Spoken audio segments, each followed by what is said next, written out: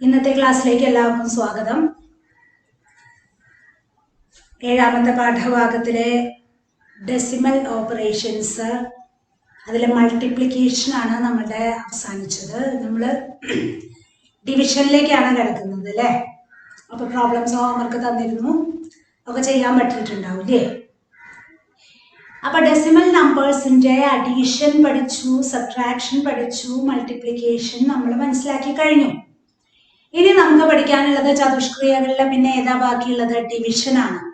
അപ്പൊ decimal നമ്പേഴ്സിന്റെ division എങ്ങനെയാണ് ചെയ്യുക എന്നുള്ളതാണ് അടുത്ത ടോപ്പിക് നമുക്ക് പഠിക്കാനുള്ളത്. അത് എക്സാമ്പിളിലൂടെ നമുക്ക് നോക്കി നോക്കാം. ലെറ്റ്സ് ഡിവൈഡ് ഓർ വീതം വെക്കാം, അതാണ് നമ്മുടെ ഹെഡിങ് വരുന്നത് അല്ലേ?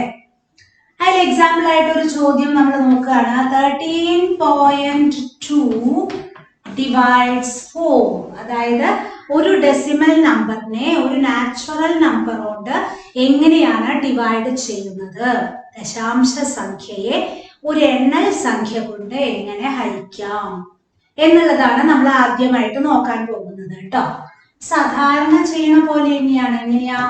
13.2 ഡിവൈഡ്സ് 4.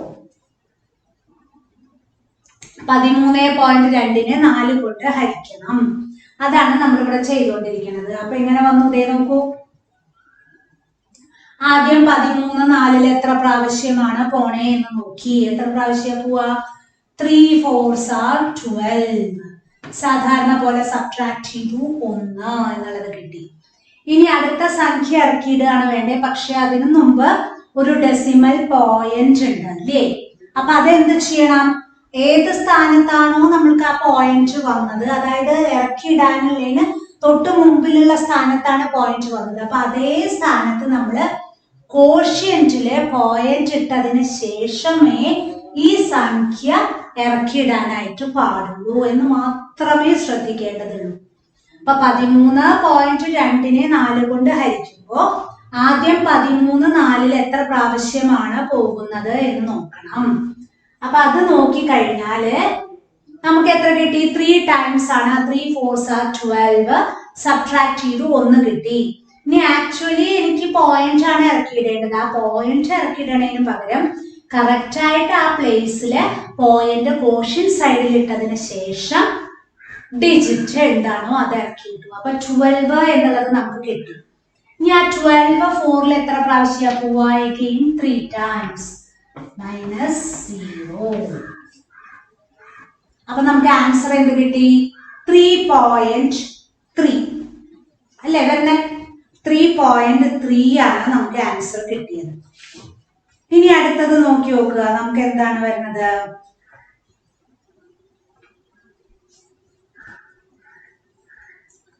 അടുത്തത് ഇതൊന്ന് മാറ്റോട്ടെ. ഇത് മനസ്സിലായില്ലേ എങ്ങനെയാ ചെയ്യാന്നുള്ളത്?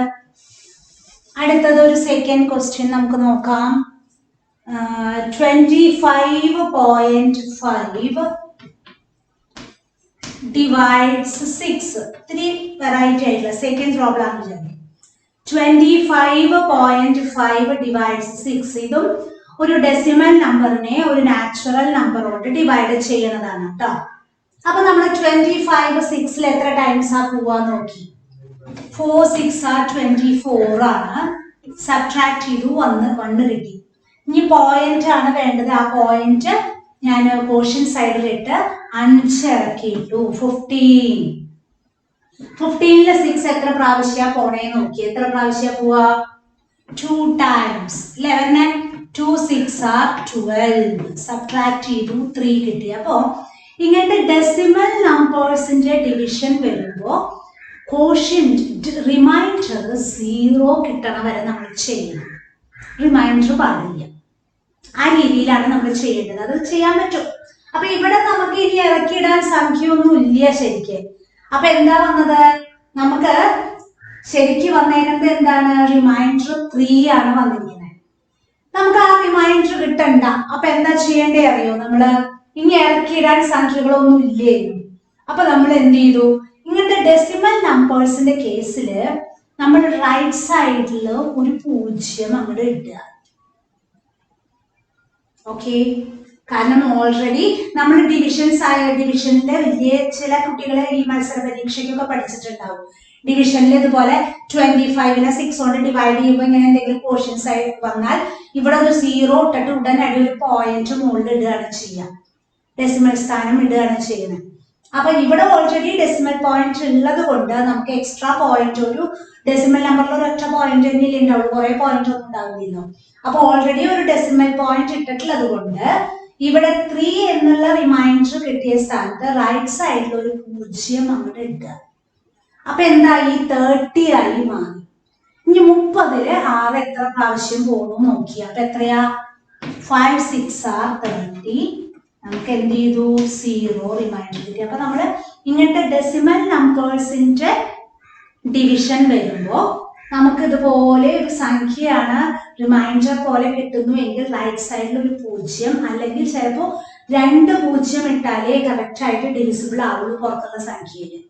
അങ്ങനെയാണെങ്കിൽ എത്രയാണോ വേണ്ടത് അത്രയും സീറോസ് ഇട്ടിട്ട് നമുക്ക് ഡിവൈഡ് ചെയ്യാനായിട്ട് സാധിക്കും. അപ്പൊ ഇവിടുത്തെ ആൻസർ എന്താ കിട്ടിയത്?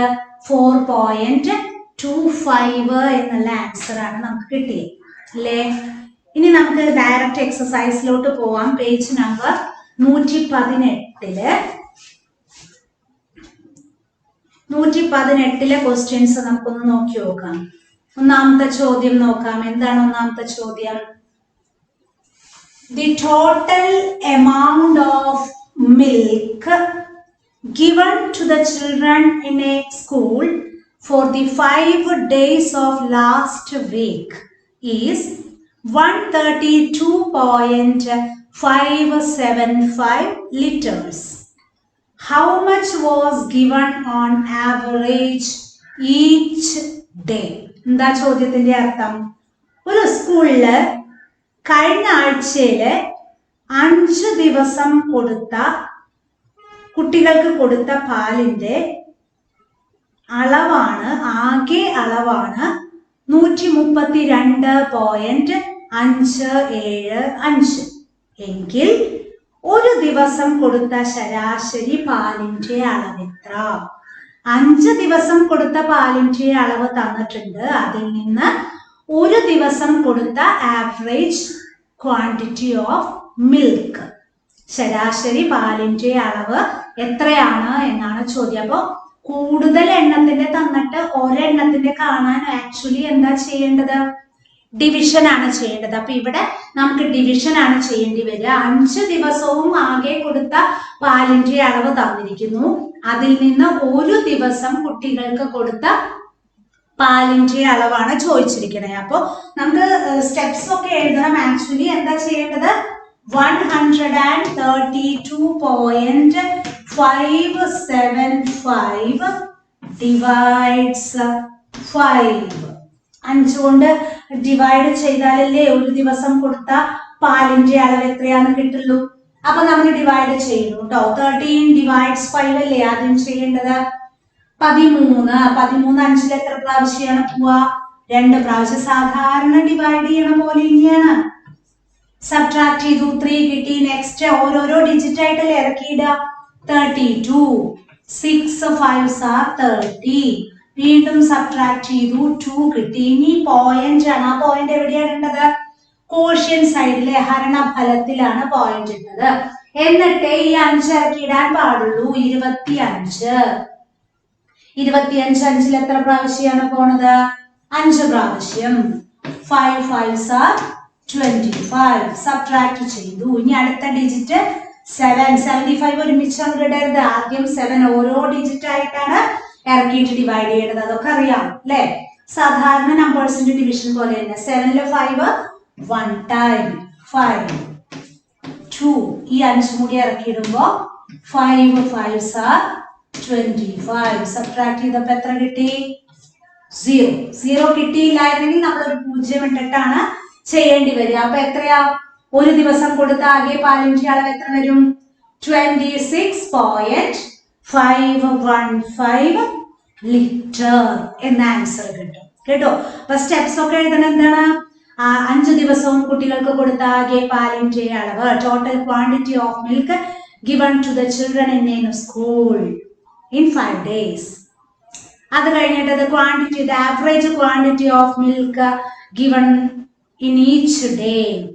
എങ്കിൽ ശരാശരി ഒരു ദിവസം കുട്ടികൾക്ക് കൊടുത്ത പാലിന്റെ അളവ് എന്ന് പറഞ്ഞ സ്റ്റെപ്പ് എഴുതിയിട്ടാണ് നമ്മൾ ഇത് ചെയ്യേണ്ടത്. അപ്പൊ സ്റ്റെപ്സ് നോട്ടിൽ തരുന്നുണ്ട്, പക്ഷെ ചെയ്യേണ്ട ഓപ്പറേഷൻ എങ്ങനെയാണ് ചെയ്യാന്നുള്ളതാണ് ടീച്ചർ ഇവിടെ കാണിച്ചു തരുന്നത് കേട്ടോ. ഡിവിഷൻ ആണ് നമുക്ക് എക്സാക്റ്റ് ആയിട്ട് പഠിക്കേണ്ടത്. സെക്കൻഡ് ക്വസ്റ്റ്യൻ നോക്കൂ. 8 pupils shared 33.6 kilograms of rice. Sujata divided her share into 3 equal parts and gave 1 part to Razia. How much did Razia get? എന്താ ചോദ്യത്തിന്റെ അർത്ഥം? 33.6 കിലോഗ്രാം അരി 8 പേര് തുല്യമായിട്ട് എടുത്തു. അപ്പൊ ഒരാൾക്ക്, സുജിത എന്ന് പറയുന്നത് അതിലൊരാളാണ്, സുജിതയ്ക്ക് എത്ര കിട്ടിയിട്ടുണ്ടാവും? 33.6 ഹരിക്കണം 8 അല്ലെ? അതായത് ആകെ 33.6 കിലോഗ്രാം അരിയാണ് ഉണ്ടായിരുന്നത്. അത് 8 പേര് തുല്യമായിട്ട് വീതിച്ചെടുത്തു എന്ന് പറഞ്ഞാൽ അതിൽ ഒരാൾക്ക് കിട്ടിയ അരിയുടെ അളവ് എത്രയാ? 33.6 ഹരിക്കണം 8 അല്ലേ വരണേ? അപ്പൊ ഒരാൾക്ക് കിട്ടിയ അരി, അതായത് ആ ഒരാള് സുജിതയാണ്. 8 പേരിലെ ഒരാളാണ് സുജിത. സുജിതയ്ക്ക് കിട്ടിയ അരിയുടെ അളവ് കിട്ടി. നമുക്ക് കിട്ടിയ എത്രയാണെന്നുള്ളത് ഈ ഡിവൈഡ് ചെയ്തപ്പോ കിട്ടി. പക്ഷെ അതിൽ ഒന്നും കൂടെ പറയണ്ട, എന്താ? സുജിതയ്ക്ക് കിട്ടിയ അരി അവള് വീണ്ടും 3 തുല്യ ഭാഗങ്ങളാക്കി വീതിച്ചു. അപ്പൊ ആ കിട്ടിയ ഡിവൈഡ് ചെയ്ത് കിട്ടിയ ഉത്തരം എത്രയാണോ അതിനെ വീണ്ടും നമ്മൾ എന്ത് ചെയ്യണം? 3 തുല്യ ഭാഗമാക്കുക എന്ന് പറഞ്ഞാൽ 3 കൊണ്ട് ഡിവൈഡ് ചെയ്യണം. അതിലെ ഒരെണ്ണമാണ്, ആ ഒരു ഭാഗമാണ് ആർക്ക് കൊടുത്തത്? റസിയയ്ക്ക് കൊടുത്തത്. അപ്പൊ റസിയയ്ക്ക് കിട്ടിയത് എത്രയാ? അപ്പൊ ഇവിടെ 2 പ്രാവശ്യം നമുക്ക് ഡിവൈഡ് ചെയ്യേണ്ടി വരുന്നുണ്ട് അല്ലെ? അതായത് ആദ്യം സുജിതയ്ക്ക് കിട്ടിയത് എത്രയാന്നുള്ളതാണ് കാണേണ്ടത്. സുജിതയ്ക്ക് എത്രയാ കിട്ടുക? 33.6 ഡിവൈഡ്സ് 8 അല്ലെ? 33.6 കിലോഗ്രാം അരി ആയിരുന്നു ആകെ ഉണ്ടായിരുന്നത്. അത് 8 പേർക്ക് തുല്യമായിട്ട് വീതിച്ചു. അപ്പൊ ഒരാൾക്ക് എത്രയാ കിട്ടിയെന്നുള്ളതാണ് നമുക്ക് കാണേണ്ടത്. അപ്പൊ എങ്ങനെ? 1 പോയിന്റ് ഇട്ട് 6 ഇറക്കിയിട്ടു. അപ്പൊ എത്ര വന്നു? ഒരാൾക്ക് കിട്ടിയത് 4.2 kg റൈസ് ആണ് ഒരാൾക്ക് കിട്ടിയത്. അതായത് ആ ഒരാള് 8 പേരിൽ ഒരാളായിരുന്നു സുജിത. സുജിതയ്ക്ക് കിട്ടിയ അരിയുടെ അളവ് 4.2 ആണ്. ആ 4.2 കിലോ അരി അവൾ വീണ്ടും അത് എത്രയാക്കി ഭാഗിച്ചു? 3 തുല്യ ഭാഗങ്ങളാക്കി ഭാഗിച്ചതില് ഒരെണ്ണാണ് റസിയയ്ക്ക് കിട്ടിയത്. അപ്പൊ റസിയയ്ക്ക് കിട്ടിയത് എങ്ങനെയാ കണ്ടെത്തുക? സുജിതയ്ക്ക് കിട്ടിയ അളവ് അരി അതിനെ 3 തുല്യ ഭാഗമാക്കിയതിൽ ഒരു ഭാഗല്ലേ റസിയയ്ക്ക് കിട്ടിയത്. അപ്പൊ അതിനെ വീണ്ടും 2 പ്രാവശ്യം ഈ പ്രോബ്ലത്തിൽ കണ്ടുവോ ഡിവിഷൻ വന്നേക്കണേ. അപ്പൊ അത് ഡിവൈഡ് ചെയ്യുമ്പോ 3 1 ഇനി പോയിന്റ് ആണ് ഇറക്കിയിടണ്ടേ. ആ പോയിന്റ് നമ്മൾ എന്ത് ചെയ്തു? പോർഷൻ സൈഡിൽ ഇട്ടിട്ടാണ് 2 ഇറക്കിയിടുന്നത്. കണ്ടോ? അപ്പൊ നമുക്ക് എത്ര കിട്ടി? റസിയയ്ക്ക് എത്രയാ കിട്ടണേ?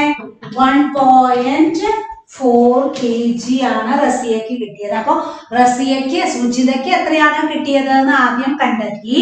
എന്നിട്ട് അതിനെ വീണ്ടും 3 തുല്യ ഭാഗങ്ങളാക്കി എന്ന് പറഞ്ഞപ്പോ അതിനെ 3 കൊണ്ട് ഡിവൈഡ് ചെയ്തിട്ട് ആണ് റസിയയ്ക്ക് എത്രയാ കിട്ടിയെന്നുള്ളത് നമ്മൾ കണ്ടെത്തി. എത്ര ആൻസർ കിട്ടിയേ? 1.4 kg എന്നാണ് ആൻസർ കിട്ടിയത്. Okay, yes. മൂന്നാമത്തെ ചോദ്യം നോക്കാം. A ribbon of length 0.8 meter is divided into 16 equal parts. What is the length of each part? എന്താണ്?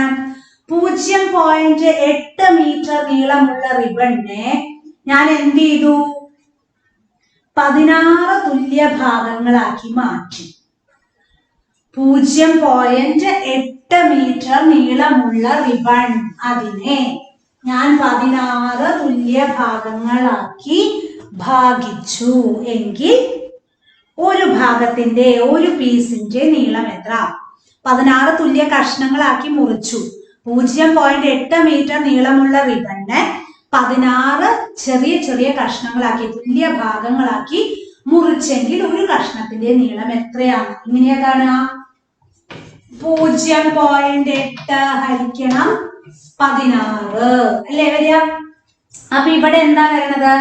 0 ഹരിക്കണം 16 എത്രയാ? 0 അല്ലേ വരണേ? 0. ഇതിപ്പോ എഴുതിയില്ലെങ്കിലും കുഴപ്പമൊന്നുമില്ല കേട്ടോ. ഇനി പോയിന്റ് ആണ് ഇടേണ്ടത്. 8 എന്നുള്ള സംഖ്യയെ നമുക്ക് പുറത്തുള്ള സംഖ്യ കൊണ്ട് ഡിവൈഡ് ചെയ്യാൻ പറ്റില്ല. കാരണം ഉള്ളിലുള്ള സംഖ്യ പുറത്തെ സംഖ്യയേക്കാൾ വലുതാണ്, ചെറുതാണ് അല്ലെ. അപ്പൊ നമുക്ക് അത് വലിയ സംഖ്യ ആയാൽ മാത്രമേ ഡിവൈഡ് ചെയ്യാൻ പറ്റുള്ളൂ. അപ്പൊ ഇവിടെ ഇങ്ങനെ ഈ ഡെസിമൽ നമ്പേഴ്സിന്റെ ഡിവിഷൻ വരുമ്പോൾ നമുക്ക് എന്ത് ചെയ്യാൻ പറ്റും? ഈ റൈറ്റ് സൈഡിൽ ഒരു 0 ഇട്ടിട്ട് നമുക്ക് ഡിവൈഡ് ചെയ്യാനായിട്ട് സാധിക്കും. ഇതിനു മുമ്പത്തെ കണക്കിൽ ഞാൻ ഒരിക്കൽ പറഞ്ഞു തന്നില്ലേ? അതേപോലെ ഇവിടെ 8 എന്നുള്ളത് 16 പോണില്ല എന്നുണ്ടെങ്കിൽ സാധാരണ നമ്പറുകളിൽ നടക്കില്ല കേട്ടോ. ഇങ്ങനത്തെ ഡെസിമൽ നമ്പറിലെ ഡെസിമൽ പോയിന്റിന് ശേഷമുള്ള നമ്പറുകൾ ആണെങ്കിൽ മാത്രമേ ഇങ്ങനെ 0 ഇട്ടിട്ട് നമുക്ക് ഡിവൈഡ് ചെയ്യാനായിട്ട് സാധിക്കുള്ളൂ. അപ്പൊ ഇവിടെ നമുക്ക് 8 ആയിരുന്നു, ഞാനൊരു 0 ഇട്ടു, 80 ആക്കി. 80 16 എത്ര പ്രാവശ്യം പോണേ നോക്കി. അപ്പൊ 16 5 80 തോന്നുന്നു അല്ലെ. അപ്പൊ 5 പ്രാവശ്യമാണ് പോണത് 80. ഇത് പ്രത്യേകമായിട്ടൊന്ന് ശ്രദ്ധിക്കണം കേട്ടോ. നമ്മൾ പഠിക്കാതിരിക്കുമ്പോ ഈ 8ന്റെ അപ്പുറത്തെ 0 ഇടണത് പലർക്കും ചിലപ്പോൾ സ്ട്രൈക്ക് ചെയ്യില്ല. അപ്പൊ എക്സാം ടൈമിൽ നമുക്ക് പോയിന്റ് ഔട്ട് ചെയ്യാനായിട്ട് സ്റ്റാർ മാർക്കോ എന്തെങ്കിലുമൊക്കെ ഇട്ടാൽ അതിലൊരു പ്രത്യേകത ഉണ്ട് എന്നുള്ളത് നമുക്ക് മനസ്സിലാക്കാൻ പറ്റും. എക്സാം ടൈമില് അത് കോൺസെൻട്രേറ്റ് ചെയ്ത് പഠിക്കാനായിട്ട് സാധിക്കും. ഇവിടെ 0 ഇടണത് നമ്മൾ അത് എപ്പോഴും ശ്രദ്ധിക്കേണ്ടതാണ് കേട്ടോ. ഓക്കെ, അപ്പൊ മൂന്നാമത്തെ കണക്ക് ഇത്രയേ ഉള്ളൂ. അപ്പൊ ഒരു കഷ്ണത്തിന്റെ നീളം എത്ര കിട്ടി? നമുക്ക് 0.5 മീറ്റർ എന്നുള്ളത് കിട്ടി. ഇനി നാലാമത്തെ ക്വസ്റ്റ്യൻ കുറെ ഡിവിഷൻ പ്രോബ്ലംസ് ആ. എന്തൊക്കെയാണ്? അതിലൊരു 4-5 എണ്ണം ചെയ്തിട്ട് ബാക്കി ഹോംവർക്ക് തരണോണ്ട് കുഴപ്പമില്ലല്ലോ, തനിയെ ചെയ്യാൻ പറ്റില്ലേ? ഏത്? Do the problems below. നാലാമത്തേല് എ ക്വസ്റ്റ്യൻ എന്താണ്? 54.5 ഡിവൈഡ്സ് 5. ഇക്കം സ്പീഡിൽ ഡിവൈഡ് ചെയ്യാൻ പറ്റും. 4 പൂജ്യാട്ട. അപ്പൊ 0 ഇടണം എന്നുള്ളതൊക്കെ അറിയാലോ. എന്നിട്ടാണ് പോയിന്റ് ഇടേണ്ടത്. 5. ആ ഡിവിഷൻ മനസ്സിലായി ഉണ്ടാവില്ല എന്നല്ലേ? അത് സ്ട്രൈക്ക് ചെയ്യാൻ പറ്റണില്ല. എങ്ങനെ? 5 5 ഹരിക്കുമ്പോ 1 കിട്ടും, 0. ഈ 4 ഇറക്കിയിട്ടു. 4 എന്നുള്ളത് പോയിന്റിന് മുമ്പുള്ള സംഖ്യ ആയതുകൊണ്ട് വെറുതെ 0 ഇടാൻ പാടില്ല കേട്ടാ. പോയിന്റിന് ശേഷമുള്ള സംഖ്യ പുറത്തെ സംഖ്യയേക്കാൾ ചെറുതാണെങ്കിലാണ് നമ്മൾ എന്ത് പറഞ്ഞേ? റൈറ്റ് സൈഡിൽ 0 ഇട്ടിട്ട് ഡിവൈഡ് ചെയ്യാമെന്ന് പറഞ്ഞത്. പോയിന്റിന് മുമ്പുള്ള സംഖ്യയാണ്, വെറുതെ 0 ഇട്ട് തെറ്റിക്കരുത്. ആ 4 ഇറക്കിയിട്ടു. 4 പുറത്തെ സംഖ്യയേക്കാൾ ചെറുതാവുമ്പോ 0 പ്രാവശ്യം പോവുള്ളൂ അത്. എന്നിട്ട് അടുത്ത പോയിന്റ് ഇട്ടിട്ടാണ് നമ്മൾ 5 ഇറക്കിയിട്ടത് കേട്ടോ. അത് പ്രത്യേകം ശ്രദ്ധിക്കണം, തെറ്റിക്കരുത്. ബി ക്വസ്റ്റ്യൻ എന്താണ്? B question 14.24 divides 8. 8 കൊണ്ട് ഡിവൈഡ് ചെയ്യാണ്. 180 is 8. 6 ആണ് വരുന്നത് അല്ലെ. പോയിന്റ് ഇട്ടു. 62. 56. സബ്ട്രാക്ട് ചെയ്തു. 64. 8 8s are 64. സബ്ട്രാക്ട് ചെയ്തു. 0 അല്ലെ. അടുത്തത് സി എങ്ങനെയാ വരുന്നത്? സി ക്വസ്റ്റ്യൻ എങ്ങനെയാ ചെയ്യണത്? കൃത്യമായിട്ട് മനസ്സിലാക്കണം. 14 8 കൊണ്ട് ഹരിച്ചപ്പോ ഒരു പ്രാവശ്യം 8 സബ്ട്രാക്ട് ചെയ്തു, 6 കിട്ടി. അടുത്തത് 2 ഇറക്കിയിടണതിന് മുമ്പ് പോയിന്റ് ആണ്, അത് പോർഷൻ സൈഡിൽ ഇട്ടതിന് ശേഷമേ 2 ഇറക്കിയിടാൻ പാടുള്ളൂ. 62 8 കൊണ്ട് ഹരിച്ചപ്പോ 7 8s are 56. സബ്ട്രാക്ട് ചെയ്തു, 6 കിട്ടി.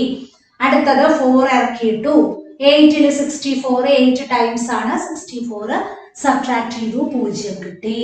ഓക്കെ, നെക്സ്റ്റ് സി എന്താണ്? 56.87 ഡിവൈഡ്സ് 11. 5 ടൈംസ് ആണ്.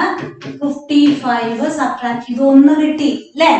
ഇനി എന്ത് ചെയ്യണം? പോയിന്റ് ആണ് അടുത്തത്. അതിവിടെ എഴുതിയിട്ടേ 8 ഇറക്കിയിടാവൂ. വീണ്ടും 18 അല്ലേ. 1 ടൈം ആണ് 11. 7 ഈ 7 കൂടി ഇറക്കിയിട്ടു. അപ്പൊ എത്ര പ്രാവശ്യം പോയി? 77 സബ്ട്രാക്ട് ചെയ്തു, 0 കിട്ടി. 0 കിട്ടുന്നത് വരെ നമ്മൾ ചെയ്തോണ്ടിരിക്കണം കേട്ടോ. അല്ലെങ്കിൽ 0 കിട്ടിയില്ലെങ്കിൽ എന്താണ്? റൈറ്റ് സൈഡിൽ ഒരു 0 ഇട്ടിട്ട് നമ്മൾ ഡിവൈഡ് ചെയ്യാണ് ചെയ്യാറ് അല്ലെ. അപ്പൊ ഡി ക്വസ്റ്റ്യൻ എന്താണ്? 3.1 ഡിവൈഡ്സ് 2. 1 ടൈം ആണ് 2. 1.2 ഇനിയാണ് 1 ഇറക്കിയിടണേ കേട്ടോ. അപ്പൊ ഇത് 5 2s are 10. സബ്ട്രാക്ട് ചെയ്ത് 1 കിട്ടി. റിമൈൻഡർ കിട്ടാൻ പാടില്ല. അപ്പൊ എന്ത് ചെയ്യണം? ഡെസിമലിന് ശേഷമുള്ള നമ്പർ ആണ് ഇത്, അതുകൊണ്ട് കുഴപ്പമില്ല. റൈറ്റ് സൈഡിൽ 0 ഇട്ടിട്ട് വീണ്ടും 5 ഇട്ട് 10ലെ 5 ടൈംസ് എന്നില്ലേ പോവാ. ഇങ്ങനെ ചെയ്ത് നമുക്ക് അവസാനിപ്പിക്കാൻ പറ്റണം കേട്ടോ. അത് ഈ 1 ശരിക്കും റിമൈൻഡർ വരിക. റിമൈൻഡർ ഡെസിമൽ നമ്പേഴ്സിന്റെ ഡിവിഷനിൽ ചെയ്യാൻ പാടില്ല. അപ്പൊ നമ്മൾ ഡെസിമലിന് ശേഷമുള്ള സംഖ്യകളുടെ ആണോ ചെയ്യണേ നോക്കി. അതെ, അങ്ങനെയാണ് എങ്കിൽ മാത്രമേ 0 ഇട്ടിട്ട് നമുക്ക് കംപ്ലീറ്റ് ചെയ്യാനായിട്ട് പറ്റുള്ളൂ കേട്ടോ. അല്ലെങ്കിൽ നമ്മളിത് ഇവിടെ ചെയ്ത പോലെ 0 പ്രാവശ്യമാണ് 4 പോണത് എന്ന് കഴിഞ്ഞതിന് ശേഷമേ 5 ഇറക്കിയിട്ടിട്ട് ചെയ്യാൻ പാടുള്ളൂ, ഡെസിമലിന് മുമ്പുള്ള സംഖ്യ ആണെങ്കിൽ കേട്ടോ. ഈ ക്വസ്റ്റ്യൻ എന്താണ്? 35.523 divides 3. ഓക്കെ, 3 1 ടൈം ആണ് 3, സബ്ട്രാക്ട് ചെയ്തു 5, 1 ടൈം 3 2 കിട്ടി. ഇനി പോയിന്റ് ഇട്ടു 5 ഇറക്കിയിട്ടു അല്ലെ. 25ല് 3 എത്രയാ? 8 3s are 24. സബ്ട്രാക്ട് ചെയ്തു 1 കിട്ടി. അടുത്തത് 2 ആണ്. 4 3s are 12. സബ്ട്രാക്ട് ചെയ്തു 0. ഇനി ഒരു സംഖ്യയും കൂടി ഇറക്കിയിടാണ് അല്ലെ. 1 3 is 3. സബ്ട്രാക്ട് ചെയ്തു 0 കിട്ടി. അപ്പൊ ആൻസർ എത്ര കിട്ടി? 11.841. ഓക്കെ, ഒരെണ്ണം കൂടി ടീച്ചർ ചെയ്തു തരാം. അത് കഴിഞ്ഞിട്ട് നിങ്ങൾ തനിയെ ചെയ്യണം ഹോംവർക്ക് ആയിട്ട് കേട്ടോ. എന്താണ്? 36.48 divides 12. ഇതല്ലേ ക്വസ്റ്റ്യൻ? അപ്പൊ നോക്കാം. 12 36ല് 3 ടൈംസ് ആണ് പോവുക. സബ്ട്രാക്ട് ചെയ്തു 0. ഇനി പോയിന്റ് ആണ് ഇടേണ്ടത് കേട്ടോ. അടുത്ത സംഖ്യ 4 ആണ്. 4 12ല് പോവില്ല. അപ്പൊ 0 ഉടനടി ഇടല്ല ചെയ്യാ. എന്താ ചെയ്യേണ്ടത്? ടീച്ചർ ഏത് ഡെസിമലിന് ശേഷമുള്ള നമ്പർ ആണല്ലോ? 4 12നേക്കാൾ ചെറുതാണ്. അപ്പൊ നമ്മള് 0 ഇടല്ലേ ചെയ്യുക. ഇവിടെ 0 ഇടേണ്ട ആവശ്യമില്ല, കാരണം അടുത്ത സംഖ്യ ഇറക്കിയിടാനുള്ളത് കൊണ്ട് നമുക്ക് 0 ഇട്ട് ചെയ്യണമെന്നില്ല കേട്ടോ. അപ്പൊ എന്താ ചെയ്യേണ്ടത്? 4 എന്നുള്ളത് 12ല് പോവില്ല. അപ്പൊ എത്ര പ്രാവശ്യമേ പോവുള്ളൂ? 0 ടൈംസേ പോവുള്ളൂ. ഇന്നത്തെ 8 ഇറക്കിയിടാൻ പാടുള്ളൂ. ഇങ്ങനത്തെ സംഖ്യകൾ ഉണ്ടെങ്കിൽ അങ്ങനെ ചെയ്യാൻ പാടുള്ളൂ. സംഖ്യ ഇല്ലെങ്കിലാണ്, ഇറക്കിയിടാനുള്ള സംഖ്യ ഇല്ലെങ്കിലാണ് നമ്മളിവിടെ 0 ഇട്ടിട്ട് ഡയറക്റ്റ് ആയിട്ട് നമ്മൾ ഡിവൈഡ് ചെയ്യുന്നത്. ഓക്കെ, അതായത് റിമൈൻഡർ ആയിട്ട് ഒരു സംഖ്യ വന്ന് കിടക്കാന്ന് പറയില്ലേ. ഇതിപ്പോ നമ്മൾ ചെയ്ത് കഴിഞ്ഞിട്ടില്ല. ഇനി നമുക്ക് 8 ഇറക്കിയിടാണ്ട് സംഖ്യകൾ കുറെ ചെയ്യാനുണ്ട് അല്ലേ. അപ്പൊ അങ്ങനെയുള്ള സംഖ്യകളില് നമ്മൾ അങ്ങനെ ചെയ്യാൻ പാടുള്ളൂ കേട്ടോ. 4 ടൈംസ് 48 സബ്ട്രാക്ട് ചെയ്തു 0. ഇവിടെ ഇപ്പൊ ഈ 4 ഇറക്കിയിട്ടിട്ട് പലരും മറക്കണത് 4 12ല് പോവില്ല, ഈ 0 ഇടാനായിട്ട് മറക്കും. അപ്പൊ എന്തായി? ഡിവിഷൻ മൊത്തം തെറ്റി, ആ പ്രോബ്ലം മൊത്തം തെറ്റി. അപ്പൊ ഉള്ളിലുള്ള സംഖ്യ പുറത്തെ സംഖ്യയേക്കാൾ ചെറുതാണെങ്കിൽ 0 ഇട്ടതിന് ശേഷമാണ് അടുത്ത സംഖ്യ ഉണ്ടെങ്കിൽ ഇറക്കിടാൻ പാടുള്ളൂ. അത് ഡിവിഷനിൽ നമ്മൾ ചെറിയ ക്ലാസ് തൊട്ട് പഠിക്കുന്നതാണ്. അത് സാധാരണ ഡിവിഷൻ പോലെ തന്നെയാണ് ഡെസിമലിന്റെയും കേസിൽ നമ്മൾ ചെയ്യുന്നത് കേട്ടോ. ഇനി ഒരു 3 കണക്കും കൂടി ഉണ്ട് ആ 4ാമത്തെ പ്രോബ്ലത്തില്. അത് ഹോംവർക്ക് ചെയ്തിട്ടാണ് വരുന്നത് കേട്ടോ. 5ാമത്തെ കണക്ക് നോക്കാം. Given 105.728 divides 7 is equal to 15.104. Find the answer to the problems below without actual division. അതായത് തൊട്ടു മുമ്പത്തെ നമ്മളുടെ മൾട്ടിപ്ലിക്കേഷനില് ആൻസർ തന്നിട്ട് കുറെ താഴെ കുറെ ക്വസ്റ്റ്യൻസ് ചോദിച്ചിട്ട് ഇതിന് തുല്യമായത് ഏത് എന്നുള്ളതൊക്കെ ചോദിച്ചിട്ടുള്ള ക്വസ്റ്റ്യൻ ഉണ്ടായിരുന്നില്ലേ. അതേപോലെ തന്നെയാണ് ഇവിടെയും. എന്താണ്? 105.728 divides 7 is equal to 15.104 എന്നുള്ളത് കിട്ടി. ഇനി താഴെ തന്നിരിക്കുന്നവയുടെ ആൻസർ കണ്ടെത്തുക. എന്ത് ചെയ്യാതെ? ഡിവൈഡ് ചെയ്യാതെ കണ്ടെത്തുക എന്നാണ് പറഞ്ഞിരിക്കുന്നത്. അപ്പൊ അതെങ്ങനെയാ ചെയ്യാന്നുള്ളതാ പറയുന്നത് കേട്ടാ. എന്ത്? 105 അതിലെ എ ക്വസ്റ്റ്യൻ നോക്കിയോക്കോ. എന്താണ്? അതായത് 105.728 ഡിവൈഡ്സ് 7 is equal to 15.104 എന്ന ആൻസർ കിട്ടി. ഇനി താഴെ തന്നിരിക്കുന്നതിന്റെ ആൻസർ നിങ്ങൾ ഡിവൈഡ് ചെയ്തു നോക്കാതെ കണ്ടെത്തുക. അതായത് ഡിജിറ്റുകളൊക്കെ സെയിം തന്നെയാണ്. അതായത് 105.728 തന്നെയാണ് ഇവിടെ, ഡിവൈഡ്സ് 7 തന്നെയാണ്. പക്ഷെ പോയിന്റ് അങ്ങോട്ടും ഇങ്ങോട്ടും വ്യത്യാസം വരും. അതായത് ഇവിടെ ഒരു സ്ഥാനം കൂടി മുന്നോട്ട് കയറിയിട്ടാണ്. അതായത് ഡെസിമൽ സ്ഥാനം കഴിഞ്ഞിട്ട് 3 സംഖ്യകളാണ് ചോദ്യത്തിലുള്ളത് എങ്കിൽ ഉത്തരത്തിലും നമുക്ക് 3 സംഖ്യകൾ തന്നെയാണ് വരുന്നത്. ഇനി നമുക്ക് ചോദ്യത്തില് 2 സ്ഥാനമേ ഉള്ളൂ എങ്കിൽ നമ്മളുടെ ഉത്തരത്തിലും എത്ര? ഇങ്ങനെ നോക്കിയാൽ മതി. നമ്മുടെ ചോദ്യത്തിലെ ഡെസിമൽ പോയിന്റ് കഴിഞ്ഞിട്ട് 3 സ്ഥാനമാണ് ഉള്ളത് ഡിവിഷനില്. ഉത്തരത്തിലും എത്ര സ്ഥാനം തന്നെ വന്നു? 3 സ്ഥാനം. അതായത് ചോദ്യത്തിൽ എത്ര സ്ഥാനം ഉണ്ടോ അത്രയും സ്ഥാനം ഉത്തരത്തിൽ വരും. അതേപോലെയാണെങ്കിൽ ഇവിടെയോ ഡെസിമൽ സ്ഥാനം കഴിഞ്ഞ് 2 സ്ഥാനമേ ഉള്ളൂ, ഉത്തരം ഇത് തന്നെയാ വരിക. പക്ഷെ എന്താ വരുള്ളൂ? വലത്തുനിന്ന് 2 സ്ഥാനം കഴിഞ്ഞിട്ടേ പോയിന്റ് ഇടേണ്ടതുള്ളൂ. ചോദ്യത്തിൽ എത്ര സ്ഥാനമാണോ അത്രയും സ്ഥാനം തന്നെയാണ് ഉത്തരത്തിലും. ഡിവിഷൻ നമ്മൾ മൾട്ടിപ്ലിക്കേഷൻ ചെയ്യണ പോലെ തന്നെ. ബി ക്വസ്റ്റ്യൻ എന്താ? 1.05728 ഡിവൈഡ്സ് 7. ഇതില് നമുക്ക് ഉത്തരം 15104 ആ ഡിജിറ്റ് തന്നെയാണ് വരിക. പക്ഷെ ചോദ്യത്തിലെ ഡെസിമൽ സ്ഥാനം കഴിഞ്ഞിട്ട് എത്ര സ്ഥാനം ഉണ്ട്? ഡെസിമൽ പോയിന്റ് കഴിഞ്ഞിട്ട് 5 സ്ഥാനമാണ് വരണേ. അപ്പൊ നമ്മളുടെ ഇവിടെയും നമുക്ക് ഉത്തരം കാണുമ്പോ എന്ത് വരും?